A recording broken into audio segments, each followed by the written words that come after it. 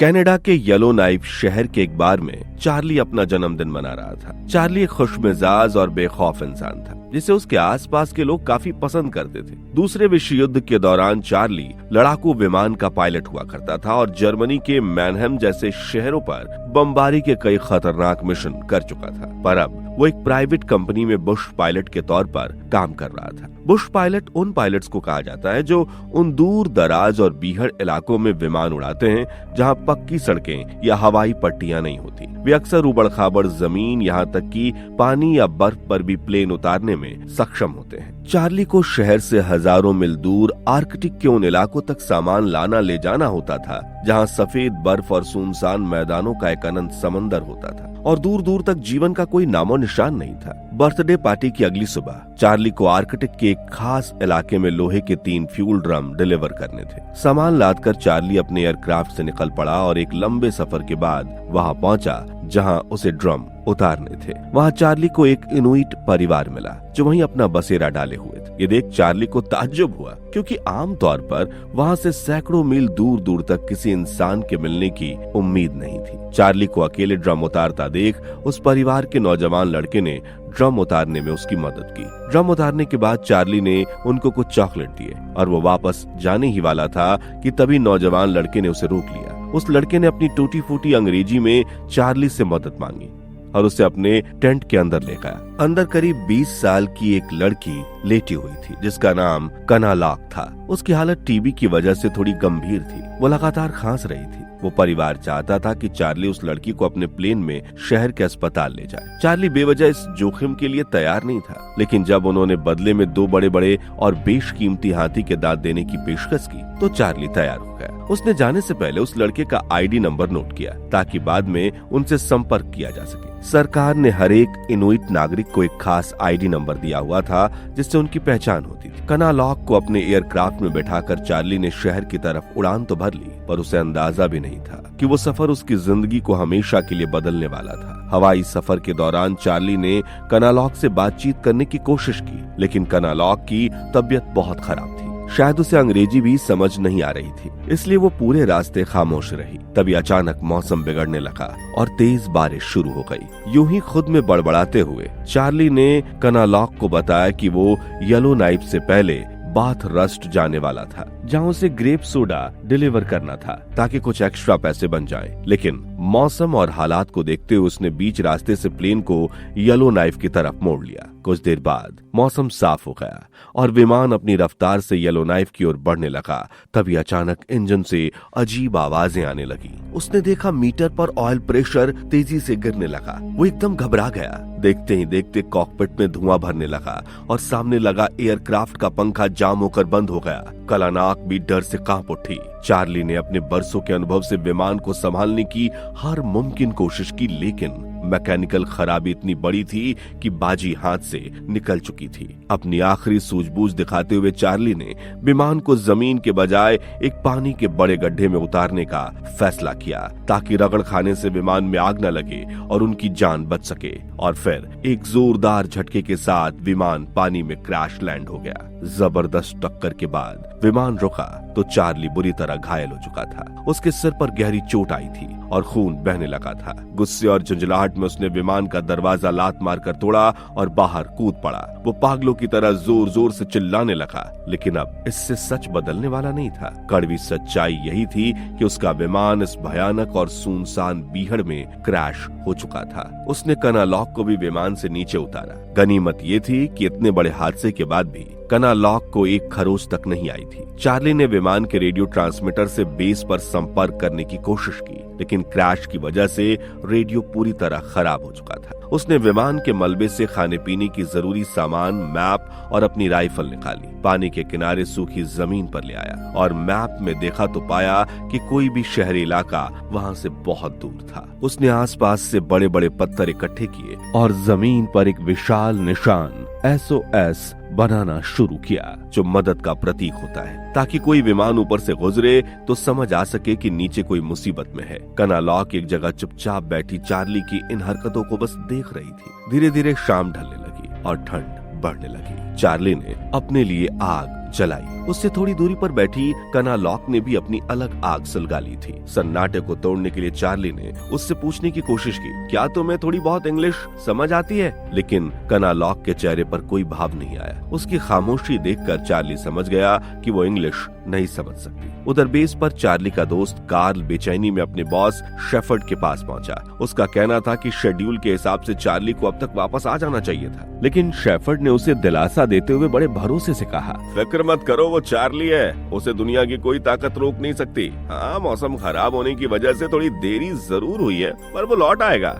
रात गुजर गई। अगली सुबह उठते ही चार्ली इस फिराक में लग गया कि यहाँ से निकलने के लिए क्या किया जाए। वहीं दूसरी तरफ कनालॉक उस परिस्थिति में जीने के लिए जरूरी सामान जुटाने में लग गई, जैसे खाने के लिए मछली पकड़ना वगैरह। उसका पूरा जीवन इन्हीं हालातों में गुजरा था, इसलिए वो अच्छे से जानती थी कि इस बीहड़ में सही वक्त पर सही काम करने से ही जान बच सकती है। चार्ली को अब तक यकीन हो चुका था कि उनकी मदद के लिए कोई नहीं आने वाला। अब जो करना था खुद ही करना था। उसने मैप पर देखा कि वहाँ से सबसे नजदीकी शहर भी करीब 200 मील दूर पूर्व दिशा में था। उसने शहर तक पैदल चलकर जाने का एक खतरनाक फैसला लिया। उसने अपनी राइफल उठाई और कुछ जरूरी सामान अपनी पीठ पर लाद लिया। कनालॉक समझ गई थी कि चार्ली जाने वाला है। उसने इशारों में उसके साथ चलने की इच्छा जताई, लेकिन चार्ली ने उसे रोक दिया। उसने समझाया कि लंबी और कठिन यात्रा उसकी बीमारी की हालत में तय करना नामुमकिन है। उसने वादा किया कि वो शहर पहुंचते ही उसके लिए मदद लेकर वापस आएगा, जिसमें करीब 1 हफ्ते लगेंगे। जाने से पहले चार्ली ने कनालॉक के लिए खाने पीने के कुछ सामान वहीं पे रख दिए और अकेले ही अपने सफर पर निकल पड़ा। चार्ली तय दिशा में तेजी से आगे बढ़ने लगा। उम्मीद की एक किरण पाने के लिए वो रास्ते में पड़ने वाले ऊंचे टिलों और चट्टानों पर चढ़कर दूर तक देखता, ताकि उसे कोई बस्ती या मदद का सुराग मिल जाए। लेकिन अफसोस, उसे दूर दूर तक सिर्फ वीराना और खामोशी ही नजर आ रही थी। वो हार न मानते हुए लगातार चलता रहा। धीरे धीरे सूरज ढलने लगा और शाम हो गई। थकान से चूर उसने रात एक जगह रुककर बिताने का फैसला किया, लेकिन आर्कटिक की रात इतनी आसान नहीं थी। वहाँ हवा इतनी तेज और बर्फीली थी कि आग जलाना भी एक चुनौती बन गया था। पर मुसीबत यहीं खत्म नहीं हुई। जैसे ही हवा थोड़ी थमी, जानलेवा मच्छरों और कीड़ों के झुंड ने उसे घेर लिया। उनका हमला इतना जबरदस्त था कि चार्ली का चैन से सोना तो दूर, सांस लेना भी मुश्किल हो गया था। खैर, जैसे तैसे करवटें बदलते हुए वो भयानक रात गुजरी। अगली सुबह सूरज की पहली किरण के साथ चार्ली ने फिर अपनी मंजिल की ओर कदम बढ़ा दिए। लगातार मीलों चलने की वजह से अब चार्ली को जोरों की भूख लगने लगी थी और उसके पास खाना बहुत सीमित था। उसने अपनी राइफल से वहां उड़ रही पक्षियों का शिकार करने की कोशिश भी की, लेकिन वो नाकाम रहा। ऊपर से मुसीबत ये थी कि उसके पास गोलियां भी बहुत कम थीं, जिन्हें उसे बचा कर रखना था, ताकि किसी जंगली जानवर के हमले के वक्त वो अपनी रक्षा कर सके। थोड़ा आगे जाने पर मौसम ने फिर करवट ली और तेज बारिश शुरू हो गई। लेकिन चार्ली रुका नहीं। वो खराब मौसम में भी लगातार बढ़ता रहा।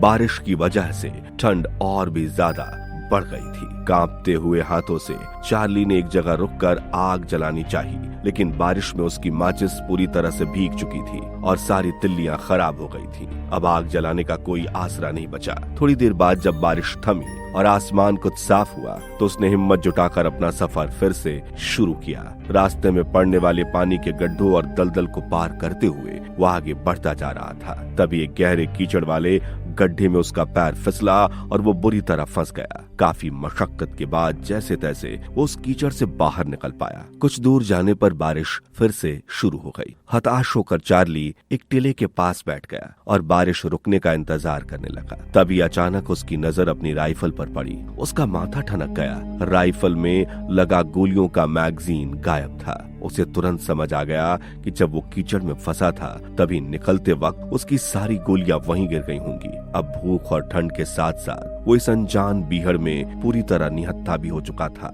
उधर एयरबेस पर अब सबकी चिंता बढ़ने लगी थी। चार्ली को गायब हुए 24 घंटे से ज्यादा हो चुका था। वे रेडियो पर संपर्क करने की हर मुमकिन कोशिश कर रहे थे, लेकिन चार्ली की तरफ से कोई जवाब नहीं आ रहा था। और मुसीबत तब बढ़ गई जब खबर मिली कि अगले 24 घंटों तक मौसम बेहद खराब रहने वाला है। हालात की गंभीरता को देखते हुए चार्ली के बॉस शेपर्ड ने कार्ल और एक दूसरे पायलट पियर्स को आदेश दिया कि जैसे ही मौसम थोड़ा साफ हो, तुम दोनों चार्ली की तलाश में निकल जाना।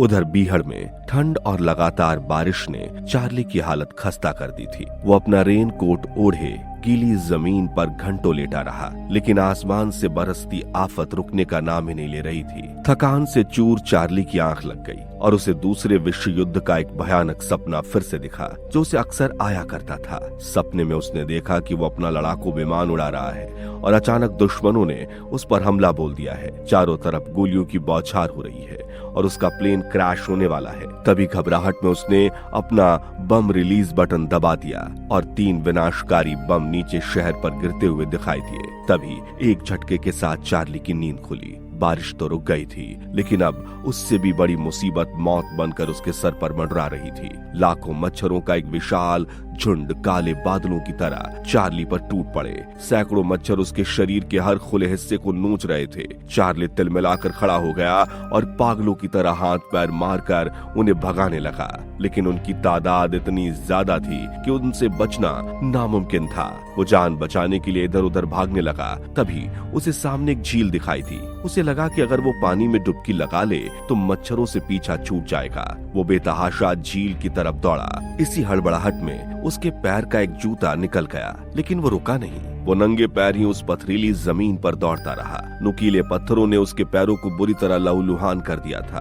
दर्द, थकान और मच्छरों के जहरीले डंक ने उसे पूरी तरह तोड़ दिया। आखिर झील के चंद कदम पहले उसकी हिम्मत जवाब दे गई और वो पत्थरों पर गिरकर बेहोश हो गया। चार्ली कई घंटों तक वहीं बेसुध पड़ा रहा। मच्छरों के जहरीले डंक, थकान और जानलेवा ठंड ने उसे मौत के करीब पहुंचा दिया था। शायद उसकी कहानी वहीं खत्म हो जाती, लेकिन तभी किसी चमत्कार की तरह कनालॉक वहां आ पहुंची। उसने देखा चार्ली का पूरा शरीर और चेहरा मच्छरों के काटने से सूज गया है और उसके पैर पत्थरों से बुरी तरह जख्मी हो चुके हैं। कलानॉक ने बिना वक्त गवाए अपने पारंपरिक इलाज शुरू किए। उसने झील के किनारे से कुछ खास औषधीय पौधे और कीचड़ मिलाकर एक लेप तैयार किया और चार्ली के घाव पर लगा दिया, ताकि जहर और दर्द का असर कम हो सके। इसके बाद उसने चार्ली के पास आग जला दी ताकि उसे गर्माहट मिल सके। कुछ घंटों बाद जब चार्ली को होश आया तो उसने अपने पास आग जलती हुई पाई, जिस पर एक टीन के डब्बे में कुछ खाना पक रहा था। उसने देखा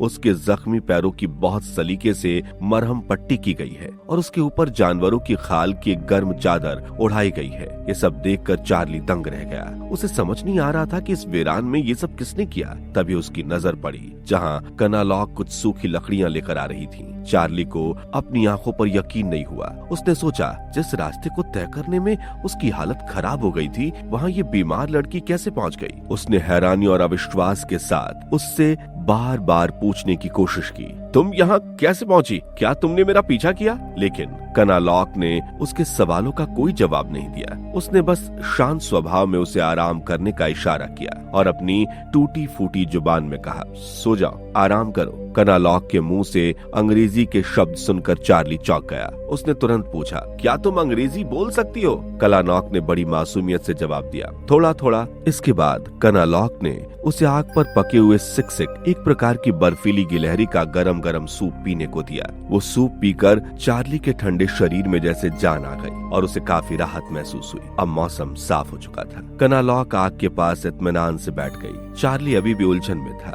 उसे समझ नहीं आ रहा था कि जिस सिकसिक को पकड़ना इतना मुश्किल है, उसे इस बीमार लड़की ने बिना किसी हथियार के अकेले कैसे पकड़ लिया। हालांकि भाषा की दीवार अभी भी उनके बीच खड़ी थी, इसलिए वे ठीक से बात नहीं कर पा रहे थे। वहाँ कुछ वक्त रुककर दोनों ने अपने थके हुए शरीर को आराम दिया। इस दौरान कनालॉक ने अपने देसी जुगाड़ से कभी सिकसिक, कभी बगुला तो कभी मछलियाँ पकड़कर दोनों के लिए खाने का इंतजाम किया। वहीं दूसरी तरफ कार्ल और पियर्स अपने विमान से चार्ली को ढूंढते हुए उसी लोकेशन पर पहुंचे जहां चार्ली ने वो ड्रम डिलीवर किए थे। वहां उन्हें वो ड्रम तो मिला, लेकिन चार्ली या उसके विमान का कोई नामो निशान नहीं मिला। कार्ल ने महसूस किया कि पियर्स इस सर्च मिशन को लेकर कुछ लापरवाह लग रहा है। जब कार्ल ने गुस्से में टोका तो पियर्स ने झल्लाते हुए कहा, क्या तुम जानते हो ये इलाका कितना बड़ा है? ये पूरे यूरोप से 3 गुना बड़ा है। तुम्हें वाकई लगता है कि हमारे ढूंढने से वो मिल जाएगा? पियर्स की ये बात सुनकर कार्ल को काफी गुस्सा आया, पर पियर्स उसका सीनियर था, इसलिए उसने समझदारी से काम लेते हुए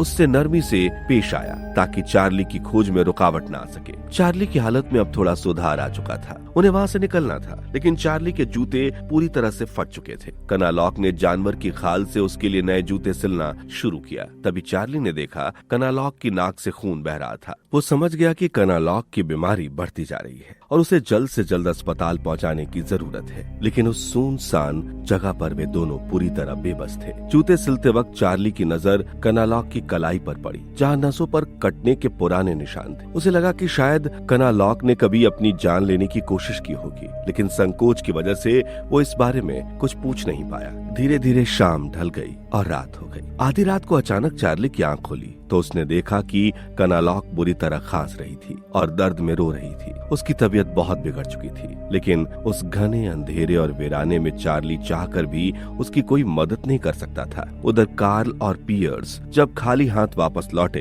तो शेपर्ड ने हार नहीं मानी। चार्ली की तलाश के लिए उसने दोनों को दोबारा विमान लेकर एक दूसरे इलाके में भेजा, लेकिन अफसोस इस बार भी उन्हें चार्ली का कोई सुराग नहीं मिला। अगली सुबह जब चार्ली कनालॉक की बताई तरकीब अपनाकर मछली पकड़ने की कोशिश कर रहा था, तभी बादलों के पीछे से किसी विमान की गड़गड़ाहट उसके कानों में पड़ी। वो सब कुछ छोड़ तुरंत पानी से बाहर भागा और पागलों की तरह हाथ हिलाते हुए चिल्लाने लगा, हेल्प, हमारी मदद करो, हेल्प। लेकिन विमान बादलों की एक मोटी परत के ऊपर उड़ रहा था, जहां से नीचे देख पाना नामुमकिन था। देखते ही देखते विमान की आवाज दूर होती गई और चार्ली एक हारे हुए इंसान की तरह बस खाली आसमान को ताकता रह गया। वो निराश जमीन पर बैठ गया। उसने हिसाब लगाया कि वो पिछले 5 दिनों से चलकर क्रैश वाली जगह से करीब 90 मील दूर आ चुका है और अभी भी दूर दूर तक उसे सिर्फ वीरान मैदान ही दिख रहा था। तभी चार्ली का दिमाग ठनका।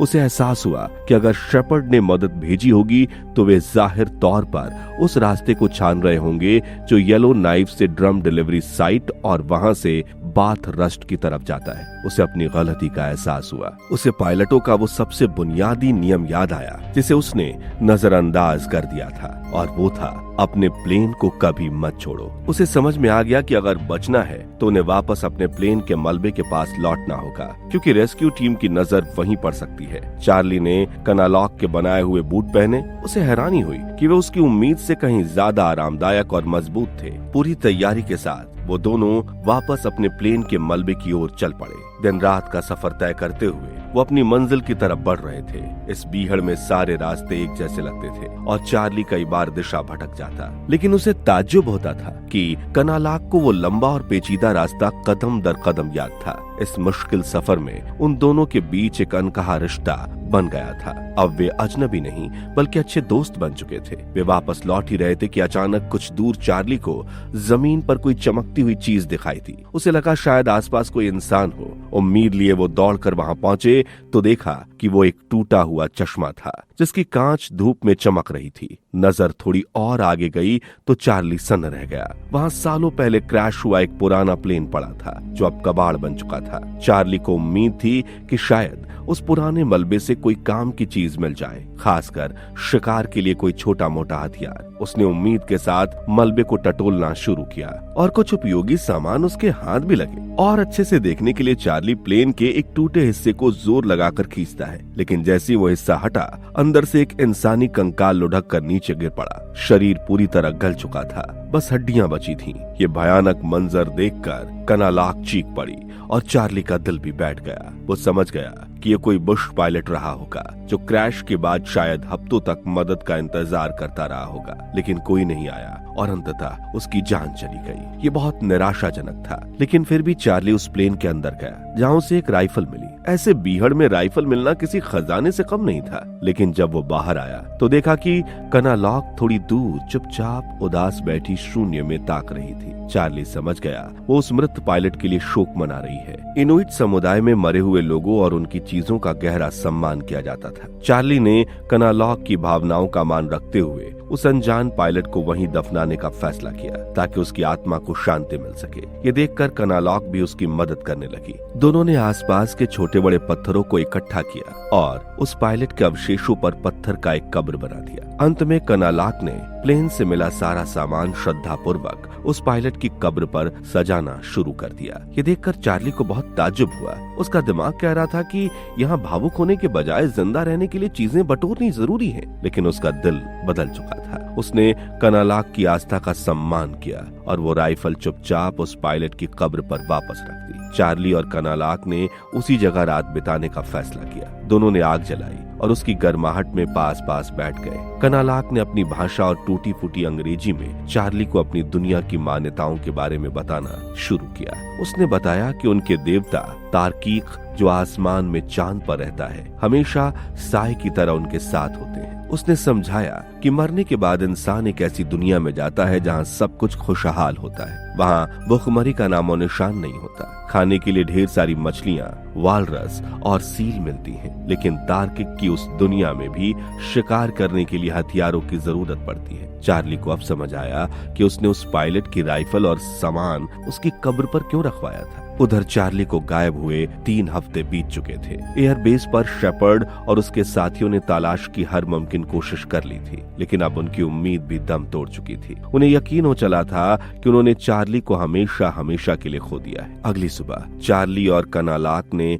अपने विमान के मलबे की तरफ वापसी का सफर शुरू किया और दोपहर होते होते वहां पहुंच गए। अपनी पुरानी जगह वापस पहुंचकर उन्हें एक अजीब सी खुशी और राहत महसूस हुई। चार्ली उम्मीद से भरकर दौड़ता हुआ विमान के अंदर गया। उसे पूरा यकीन था कि उसके दोस्त उसे ढूंढते हुए यहाँ जरूर आए होंगे और उसके लिए कोई चिट्ठी या निशानी छोड़ गए होंगे, लेकिन अंदर सन्नाटा पसरा था। वहाँ किसी के आने का कोई नामो निशान नहीं था। ये देखकर उसकी सारी उम्मीदें कांच की तरह टूट गईं। हताशा और डर ने गुस्से का रूप ले लिया। वो चिल्लाता हुआ बड़बड़ाने लगा, जल्दी यहाँ बर्फबारी शुरू हो जाएगी, तापमान 40 डिग्री से नीचे चला जाएगा, तब हम जिंदा कैसे रहेंगे? हमारी इतनी कोशिशों का कोई मायने नहीं, हम यही मरने वाले हैं। चार्ली अंदर से पूरी तरह टूट चुका था। अब उसने जीने की आस छोड़ दी थी और प्लेन के अंदर किसी हारे हुए इंसान की तरह चुपचाप लेट गया, मानो अब उसे बस मौत का इंतजार हो। वहीं दूसरी तरफ चार्ली की बातों से निराश होने के बजाय बाहर टिले पर कनालाक पत्थरों को एक के ऊपर एक रखकर इंसान जैसी दिखने वाली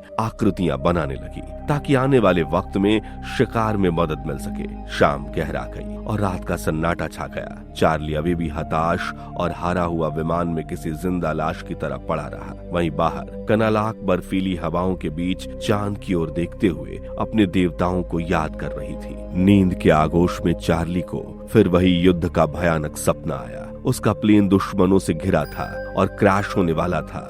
वो तबाही मचाने के लिए बम गिराने वाला बटन दबाने ही जा रहा था कि तभी सपने में कुछ अलग हुआ। उसने देखा कि विमान में कनालाक उसके पास बैठी है। उसने बड़े प्यार से उसका हाथ थाम लिया और उसे मासूम लोगों के ऊपर बम गिराने से रोक दिया। अचानक चार्ली की आंख खुली। उसने सुना कि कनालाक उसे बाहर से तेज आवाज से पुकार रही थी। उसने प्लेन से बाहर झांका तो कनालाक ने इशारे से बताया कि शिकार आ चुके हैं। उसने पहले से ही 2 भाले तैयार रखे थे, एक चार्ली के हाथ में थमाया और दूसरा खुद लेकर उन पत्थरों की आकृतियों के पीछे छिप गई जो उसने बनाई थी। चार्ली ने सामने देखा तो पहाड़ी भेड़ों का एक विशाल झुंड वहां से गुजर रहा था। वो तुरंत समझ गया कि कुदरत ने उन्हें जीने का एक और मौका दिया है। अगर वे इनका शिकार करने में सफल रहे तो कुछ दिनों के लिए खाने का इंतजाम हो जाएगा। दोनों उन पत्थरों के पीछे घात लगाकर बैठे रहे। जैसे ही पहाड़ी भेड़ों का झुंड करीब आया, दोनों ने हमला बोल दिया। जानवरों में भगदड़ मच गई। वो भागने की कोशिश करते रहे, लेकिन चारों तरफ खड़ी पत्थरों की आकृतियों को इंसान समझकर वो डर जाते और पीछे मुड़ जाते। चार्ली ने इस मौके का फायदा उठाकर पूरी ताकत से एक भेड़ की गर्दन में भाला उतार दिया। भेड़ वहीं गिरकर तड़पने लगी। चार्ली ने उसे खत्म किया और तुरंत दूसरे शिकार की तरफ लपका। थोड़ी जद्दोजहद के बाद वो दूसरे को भी मारकर गिराने में सफल रहा, लेकिन इस संघर्ष में उसका भाला टूट गया। तभी उसकी नजर कनालाक पर पड़ी। भाग दौड़ की वजह से उसकी टीबी की बीमारी बढ़ गई थी। वो जमीन पर गिरकर जोर जोर से खांस रही थी। चार्ली सब कुछ छोड़कर उसकी तरफ भागा, लेकिन कनालाक ने उसे और ज्यादा शिकार करने का इशारा किया। वो जानती थी कि ये झुंड रोज नहीं आते, इसलिए एक बार में जितना शिकार हो जाए उतना बेहतर। चार्ली ने पूरी जान लगाकर फिर से झुंड का पीछा किया और बड़ी बहादुरी के साथ तीसरी भीड़ को भी ढेर कर दिया। अब चार्ली बुरी तरह थक चुका था। इसी बात का मौका उठाकर भीड़ वहां से भाग निकले। कुछ देर आराम करने के बाद दोनों ने मिलकर शिकार किए गए भेड़ों की खाल उतारने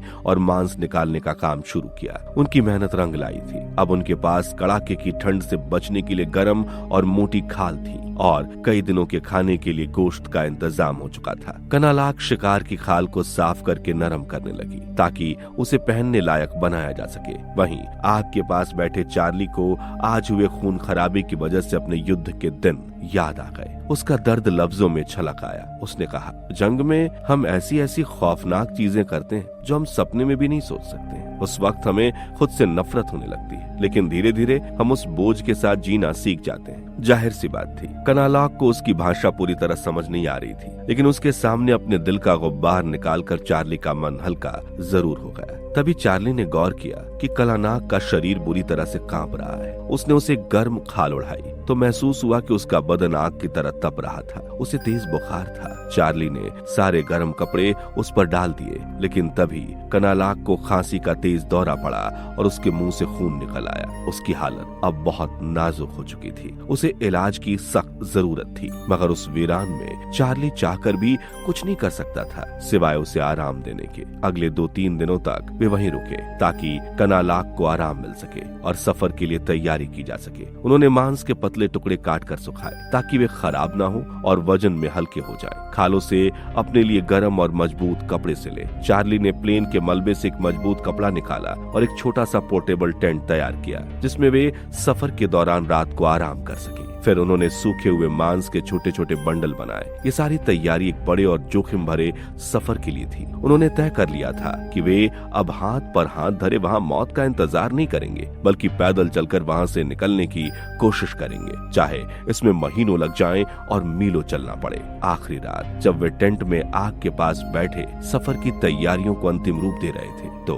कनालाक ने चार्ली को अपनी टूटी फूटी जुबान में एक कहानी सुनाई। उसने कहा, एक बार एक छोटी बच्ची थी जिसका एक खुशहाल परिवार था। उसके पिता उनके परिवार के लिए शिकार लाते थे, लेकिन एक दिन पिता बुरी तरह घायल हो गए और शिकार करने के काबिल नहीं रहे। ऊपर से बेरहम सर्दियां और बर्फबारी शुरू हो गई। कुछ दिनों में उसके पिता की मौत हो गई। जब बचा खाना कम पड़ने लगा तो माँ ने अपनी जान की कुर्बानी दे दी ताकि बचा खाना ज्यादा दिन तक चल सके। उसने आगे बताया, लेकिन कुछ दिनों में जब वो भी खत्म हो गया और छोटी बहन भूख से तड़पने लगी तो बड़ी बहन ने उसे बचाने के लिए अपना हाथ काट लिया और उसे अपना खून पिलाया ताकि उसकी प्यास और भूख कम हो सके। ये सुनते ही चार्ली सन्न रह गया। उसकी नजर कनालाक की कलाई पर गई। उसे याद आया उसने उन कटे हुए निशानों को आत्महत्या की कोशिश समझी थी, लेकिन वे निशान मौत को गले लगाने के नहीं बल्कि अपनी छोटी बहन को जिंदा रखने के लिए दी गई महान कुर्बानी के थे। अगली सुबह दोनों ने खाल से बने गर्म बूट और मोटे कोट पहने, खाने पीने का जरूरी सामान का बंडल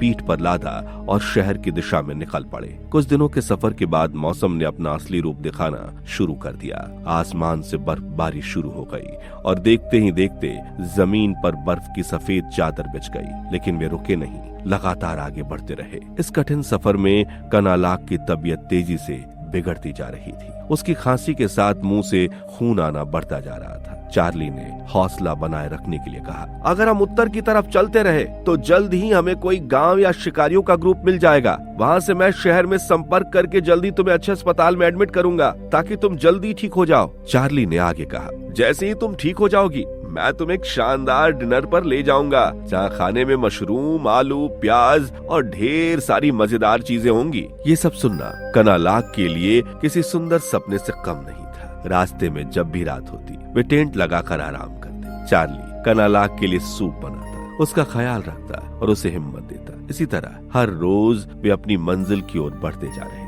उधर एयरबेस पर अब सबने मान लिया था कि चार्ली हमेशा के लिए आर्कटिक के उन बर्फीले मैदानों में सो गया है। शेपर्ड ने उसकी याद में एक शोक सभा रखी जहाँ सभी साथियों ने नम आंखों से उसे श्रद्धांजलि दी। उधर चार्ली कनालाक के साथ आगे बढ़ता रहा, लेकिन अब कनालाक के शरीर ने पूरी तरह जवाब दे दिया था। उसमें एक कदम भी चलने की ताकत नहीं बची और खून की उल्टियां शुरू हो गई। चार्ली ने फिर भी हार नहीं मानी। उसने टेंट की लकड़ियों को आपस में जोड़कर एक हाथ से खींचने वाली गाड़ी बनाई। फिर कनालाक को उस पर एहतियात से बिठाया और रस्सियों को अपने कंधों पर डालकर खुद उसे खींचते हुए आगे निकल पड़ा। इस सफर के दौरान गुजरने वाले रास्तों में उसने प्रकृति के ऐसे अद्भुत और जादुई नजारे देखे जिसकी उसने कभी कल्पना भी नहीं की थी। आसमान में नाचती रंगीन रोशनियां और असीम शांति। उन नजारों को देखकर उसे एक अलौकिक अनुभव हुआ। उसे ऐसा महसूस हुआ जैसे वो अपने छोटे छोटे हाथों से साक्षात ईश्वर के चेहरे को छू रहा हो। वो बीच बीच में टेंट लगाकर आराम करता और फिर आगे बढ़ता।